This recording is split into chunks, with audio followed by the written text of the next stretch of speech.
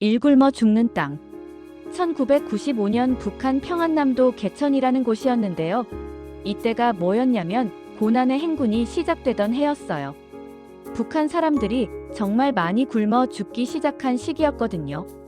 은혜는 그때 철도 노반이라는 곳에서 일을 하고 있었어요.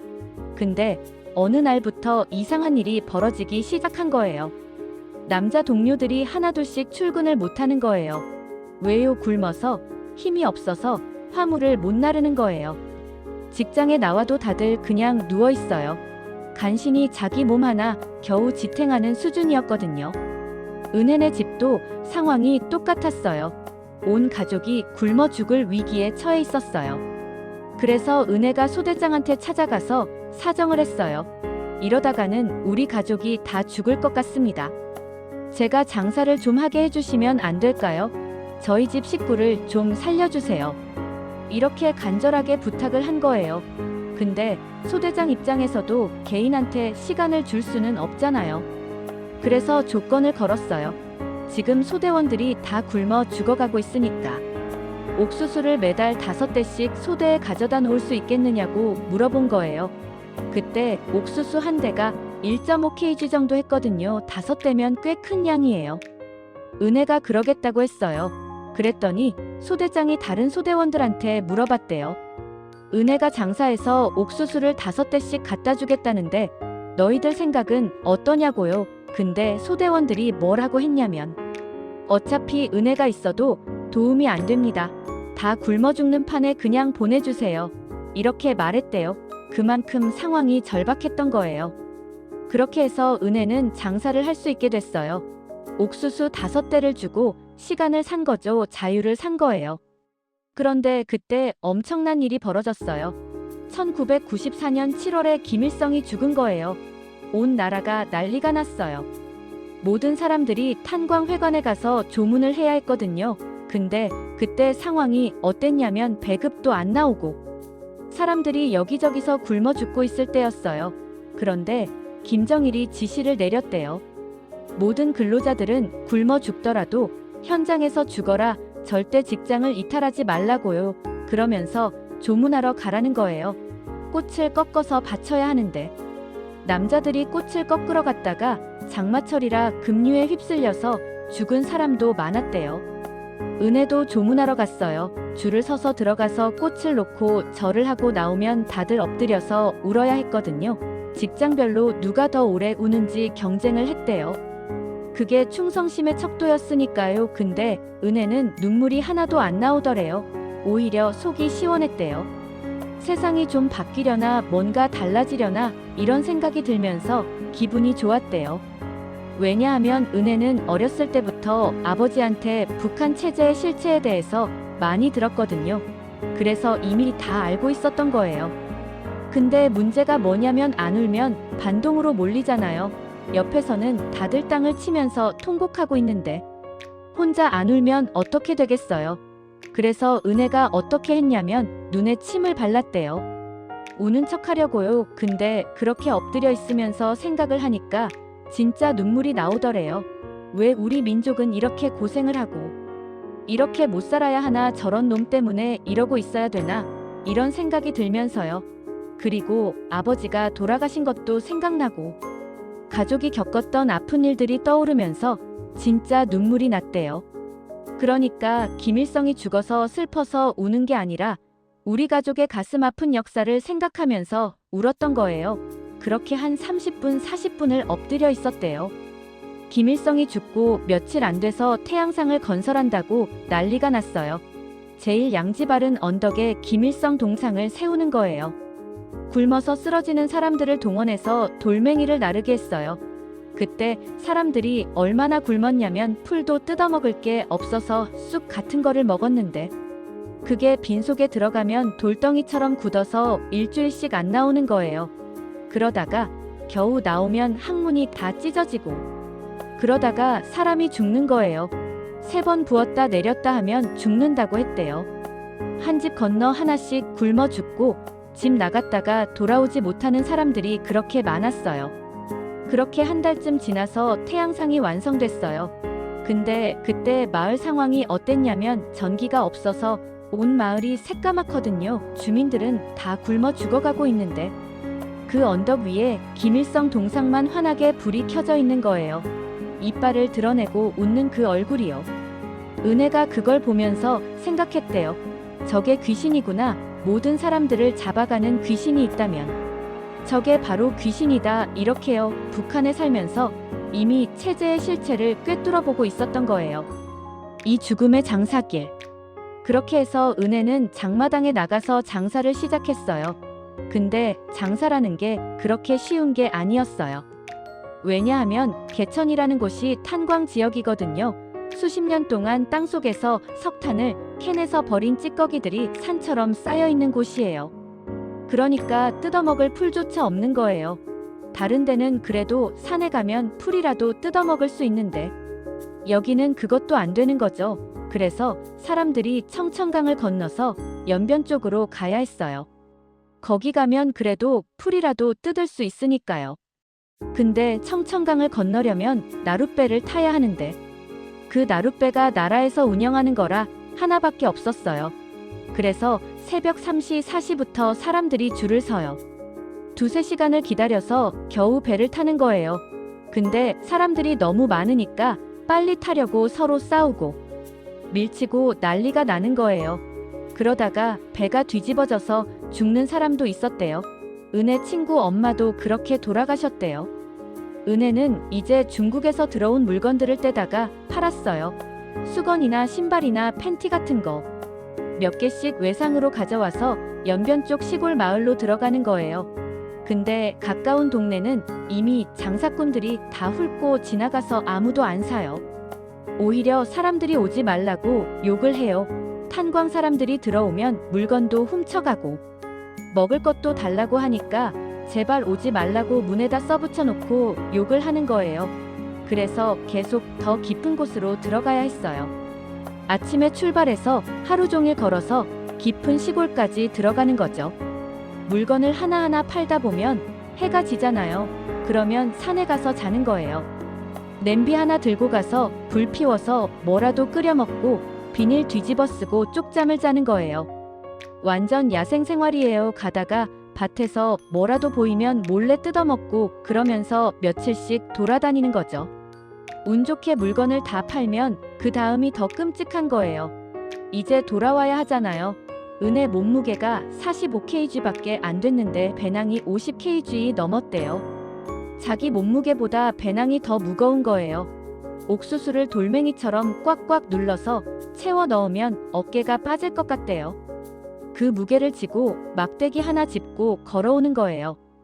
아줌마들 몇 명이서 같이 다녔는데 정신없이 걷다가 너무 힘들면 잠깐 쉬어요. 쉬다가 좀 가벼운 사람이 먼저 일어나서 가자고 하면 하나씩 따라 일어나서 또 걷고 그런 식이었대요.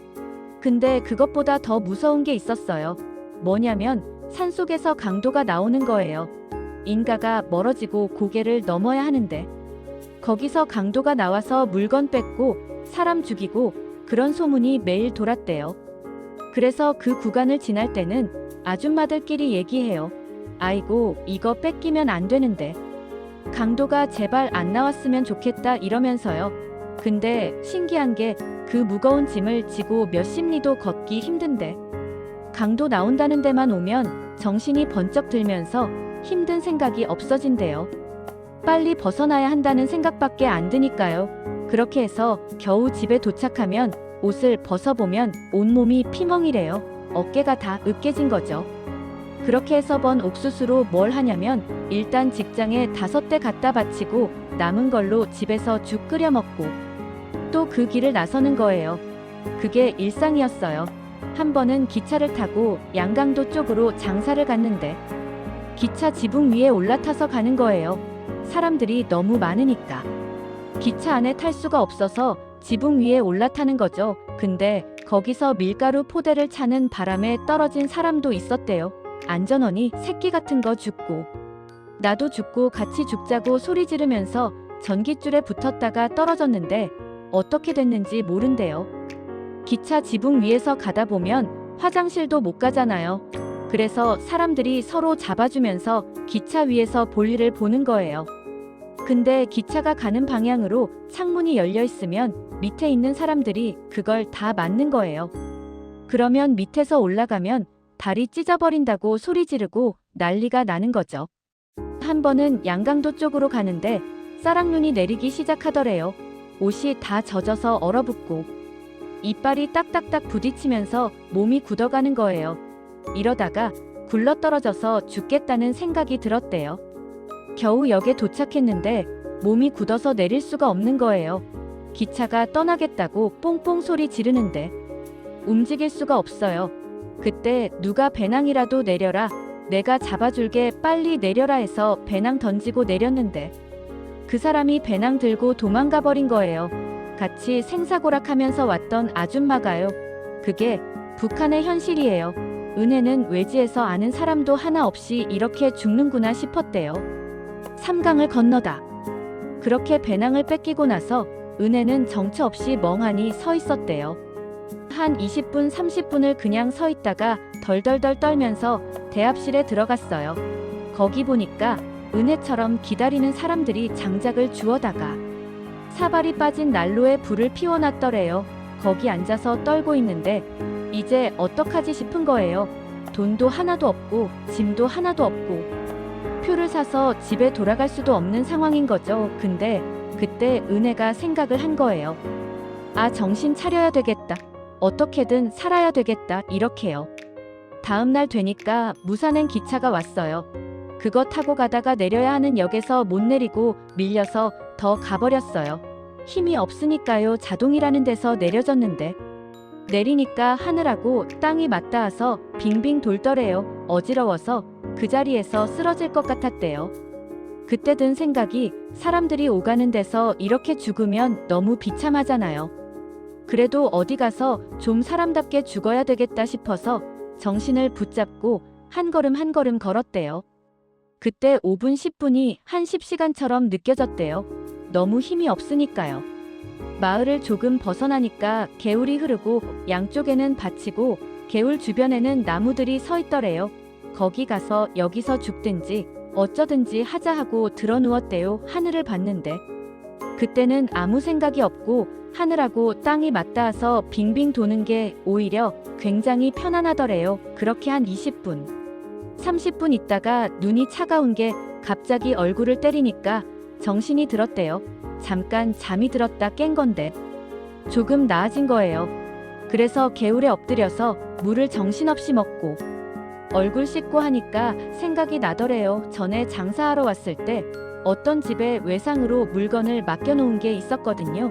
녹마 10kg를 받기로 하고요. 아, 그 집에 가야 되겠다 살았다 싶어서 그 집을 찾아갔대요. 그 집 아주머니가 참 착했대요. 사정 얘기를 하니까 미안해하면서 지금은 봄이라 먹을 것도 다 떨어지고 어디 가서 빌릴 수도 없으니 조금만 기다려달라고 하더래요. 은혜는 속으로 너무 고마운 거예요.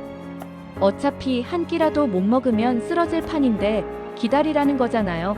그 집에서 먹는 거 풀죽이든 뭐든 같이 먹으면서 낮에는 민들레도 캐고 나물도 뜯어서 그 집 식구들한테 묻혀주고 하니까 좋아하더래요. 그렇게 며칠 있다가 감자 계기가 나왔어요. 계기가 뭐냐면 감자 씨눈을 잘라내고 남은 부분이에요. 그걸 농장에서 집집마다 나눠주거든요. 그걸 갈면 녹마가 나오는데 그 녹마를 가지고 은혜가 술을 담그기 시작했어요. 개천에서 술 만드는 법을 배워서 잘했거든요. 술 장사가 굉장히 잘 됐어요. 봄이 되면 농장에서도 종자 구하려고 술을 많이 사거든요. 한두 달 하니까 미천도 뽑고 돈이 되기 시작했어요. 근데 그 집 아주머니가 심술이 난 거예요. 생각해보니까 그 많은 양곡을 자기가 다 내줬는데 은혜가 다 해먹으니까 아깝기도 하고 그래서 안전부에 신고를 해버린 거예요. 술 장사했다고요. 결국 은혜가 만들어놨던 거 다 뺏기고 그 집에서 나오게 됐어요. 그래도 은혜가 술 장사만 한 게 아니라 틈틈이 생선도 팔고 이것저것 해서 주머니에 돈이 좀 있었어요. 그걸로 다시 물건을 떼다가 양강도 시골 마을로 장사를 다녔어요. 그러다가 대홍단이라는 데까지 들어가게 됐어요. 물건을 팔고 가다가 보니까 어느새 끝까지 온 거예요. 아무 집도 안 사고 물건 살 사람이 한 집도 없는 거예요. 저녁이 되니까 어느 집에 가서 자야 하나?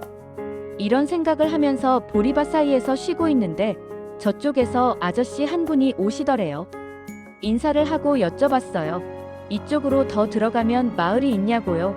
그랬더니 그 아저씨가 뭐라고 하냐면 여기가 끝이다. 더 내려가면 낭떠러지고 그 밑이 국경이다. 거기 어슬렁거리다 잡히면 큰일 난다. 돌아가라 이러는 거예요. 국경이라는 말을 탁 듣는 순간에 만감이 교차하더래요. 뭐 내가 국경까지 왔다고 이런 생각이 드는 거예요. 알겠습니다 하고서는 앉아서 쉬는 척하면서 그 사람이 사라지길 기다렸어요. 그리고 살금살금 보리밭으로 내려갔어요. 국경이라는데 한번 가보자 싶어서요.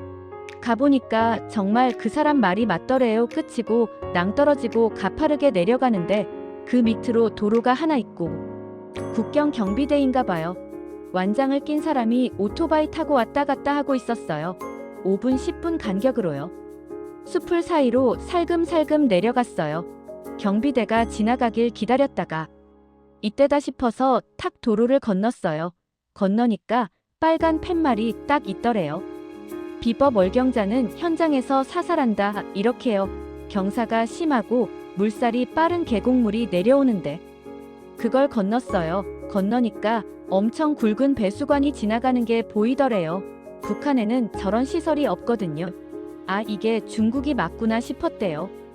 국경에서 최대한 멀어지려고 산으로 붙었어요.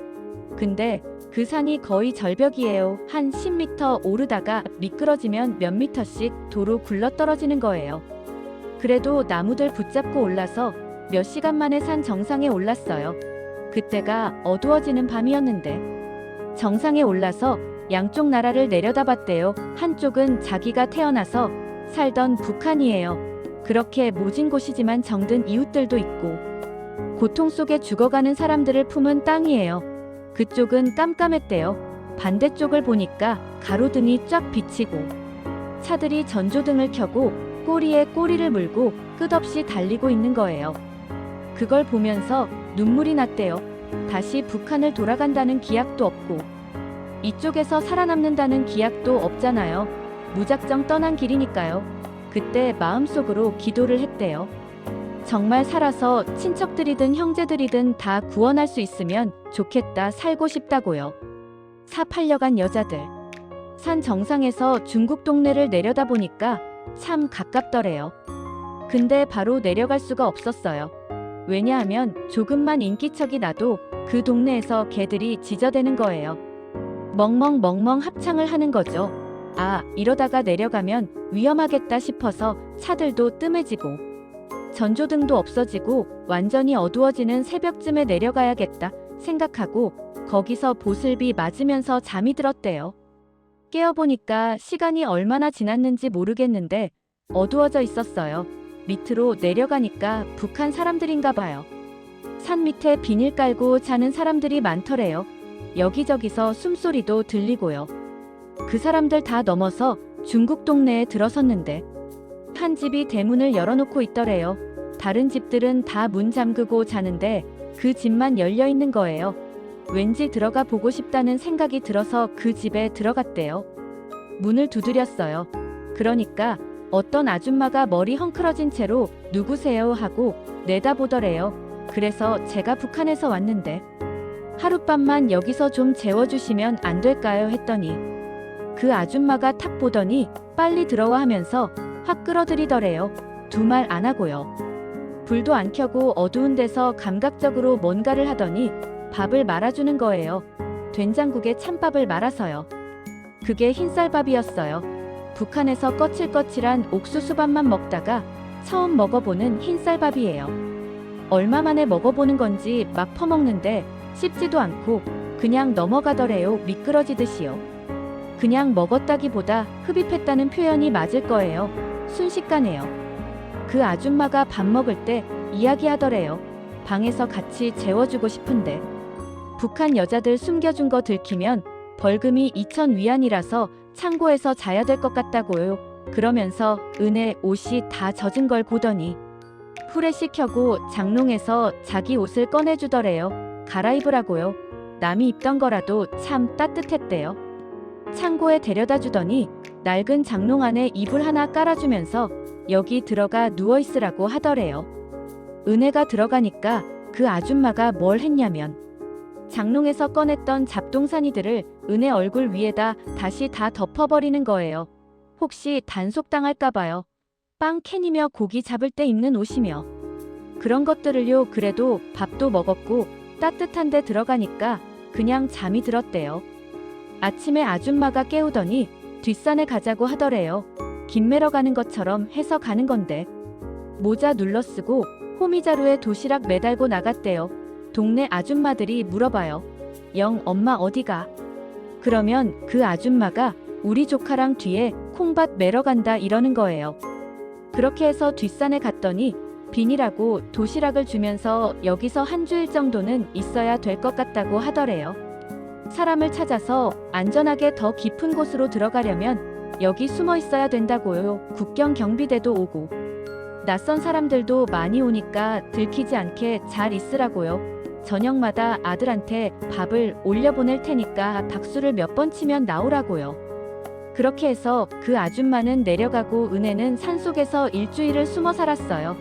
장마철이라 비가 쏟아지면 굴 같은데 들어가 있다가 해가 나오면 나와서 산 중턱에서 동네 구경을 했대요. 사람들이 활동하는 거, 옷 입고 다니는 거 이런 걸 구경하다가 인기척이 나면 토끼 새끼처럼 또 굴에 들어가 숨고 그 집 아들이 날라주는 밥 먹고 그렇게 일주일을 보냈어요. 일주일 후에 오토바이 타고 가자고 하더래요. 타고 내려가니까 길 옆에 구급차가 대기하고 있었어요. 구급차를 타자마자 침대에 누우라고 하더니 링거를 딱 달더래요. 환자인 척 하는 거죠. 그렇게 해서 화룡병원에 들어갔다가 또 다른 차로 옮겨 타고 용정시에 있는 어떤 집에 도착했어요. 완전히 조직적으로 움직이는 거였어요. 그 집에 가니까 북한 여자 3분이 먼저 와 계시더래요. 아가씨들이랑 40대 중반쯤 되는 아줌마들이요. 근데 그분들은 진짜 못 먹어서 뼈에 가죽만 씌운 것 같았대요.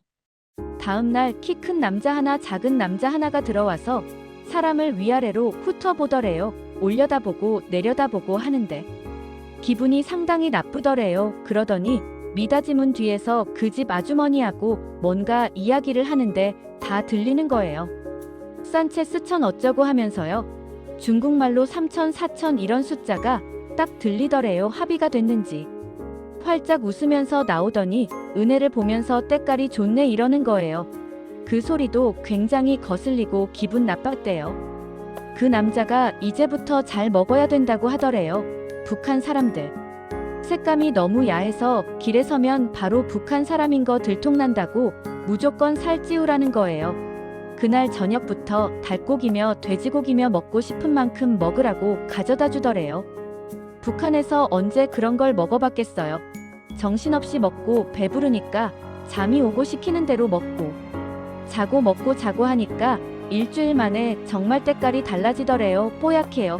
그러고는 옷보따리를 싸들고 와서 마음에 드는 거 골라 입으라고 하고 화장품 꺼내서 하얗게 바르고 분까지 칠하고 연지 바르고 완전 상품처럼 꾸민 거죠. 그 다음부터 남자들이 선보러 오기 시작했어요.